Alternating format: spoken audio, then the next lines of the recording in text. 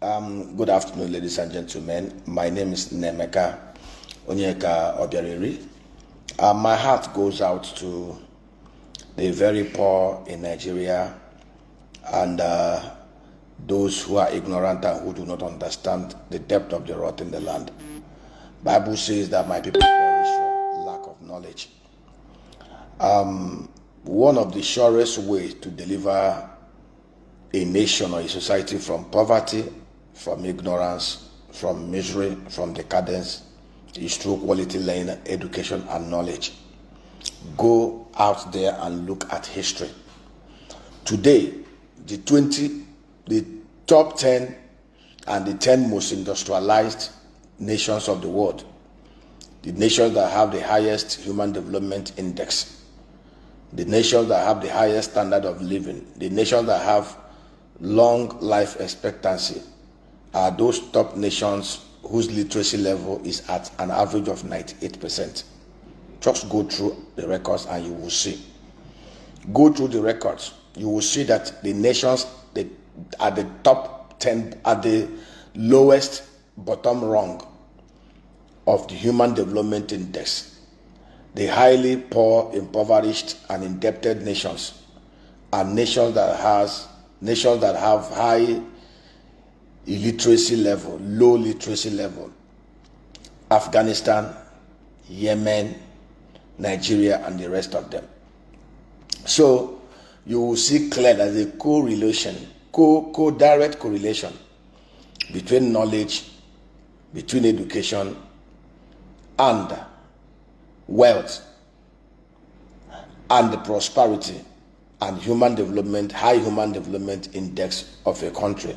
The higher the literacy level, the higher the prosperity, the higher the productivity, the higher the decency and sanity in such societies. So that is why you see most developing economies that moved from third world to first world did so through the education part. Look at Singapore. As at 1965, Singapore was way below Nigeria by every empirical parameters.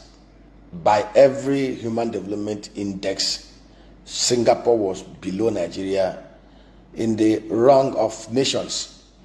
And today, Singapore had elevated from third world country to first world country, while Nigeria today has degraded and regressed to being the poverty capital of the whole world and one of the most terrorized country, if not the most terrorized country in Africa. Why? Because we have refused to pursue the path of knowledge and education as a critical way and path to deliver our people from poverty, from misery, from ignorance. Today in Nigeria, we have over 20 million kids out of school. The number was 10 million in 2015 when the APC government of Muhammadu Buhari took over power. Today, that number is over 20 million. And they don't even care. Just look at a nation like Nigeria. 15 billion naira that they promised that they were going to use to provide student loan, not even grant, for over 6 million students, Nigerians in tertiary institution. They just suspended it. This is the same country that over the last 8 months squandered 167 billion naira on less than 469 people, adults, former governors, wealthy people in the National Assembly. They first of all started with 70 billion naira relocation allowance, as if all of them are homeless, when most of them have houses in Abuja, houses they bought with some of the loose they've made, occupying other positions since 1999. 70 billion given to men who do not need it. 40 billion was given to them to buy SUVs. 57 billion was given to them to do palliative that entered the pockets of most of them. Today we have a presidency where people barb their hair with 78 million and where they spend billions on food annually. We have a presidency where we spend tens of billions of naira maintaining bogus presidential fleet, and yet we could not spare 15 billion naira as student loan for the impoverished kids in Nigeria. It is such a very pathetic situation in a country with 133 million multidimensional poor people, in a country with extreme poor people of over 103 million, in a country that has a population of 197 million people who cannot afford 3 times meal a day. We cannot spare 15 billion. Look at South Africa. 2024 budget of South Africa. I take out time.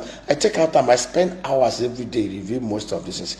And my heart bleeds. My heart goes out to the mass of poor Nigerians, to the mass of ignorant Nigerians who do not know that the only time these people in power remember ethnicity and religion is when they want to divide them.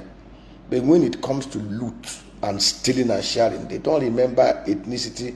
They are always united when they want to share and loot. It is only when they want to divide the ignorant people, when they want to divide the poor, that they will remember they are this, they are that. South Africa 2024 budget, $125 billion, 2.37 trillion rand. Do you know how much they budgeted for education? $25.8 billion. They budgeted 20% of their budget. They appropriated 20% of their budget for education. I do know, interestingly, if you look at the Times university ranking of the top 10 universities in Africa, 8 are situated in South Africa. The remaining 2 are in Egypt. Yet, despite the fact that education standard, the quality of education in South Africa is way far ahead of that which we have in Nigeria,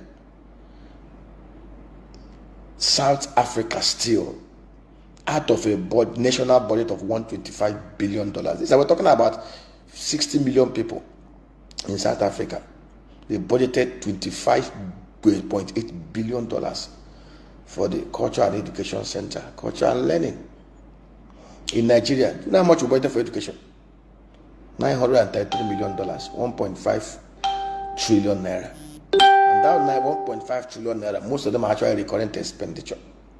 There is no way, if South Africa, that is far ahead of us, could budget $25.8 billion, why could Nigeria not budget something more than that? You know, it is so shameful.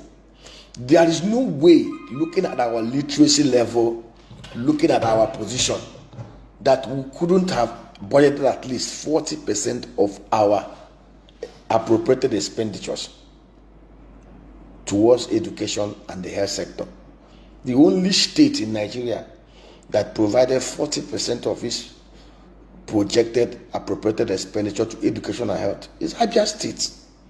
Dr. Alex Oti, out of the 587 billion naira appropriated expenditure for 2024, he made a provision of 40% for education and health.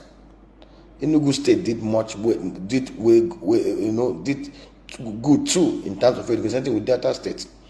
Anambra State, that is governed by a professor, budgeted education per capita of only 6,000 naira. That was a state that P2B took from number 28 to number 1 when he was governor through deliberate funding of that sector. A professor only budgeted 7,000 naira per capita. You know, it's so unfortunate, so unfortunate. It's so unfortunate that we don't understand what we are doing to ourselves. We don't understand what we are doing to ourselves in Nigeria. Look at Singapore. Singapore budgeted for education. Singapore budgeted $9 billion for education. Singapore is already a first world country. Singapore, population of 5 million people, 5.6 million people, on a landmass of 751 square miles, budgeted $9.3 billion for education. Nigeria, population that is 70% youthful, we could not provide 40% of our expenditure. So let me tell you, for us to actually deliver this nation, we must critically fund education and health. There should be an emergency plan to invest on a minimum at least $25 billion at the federal level annually for education.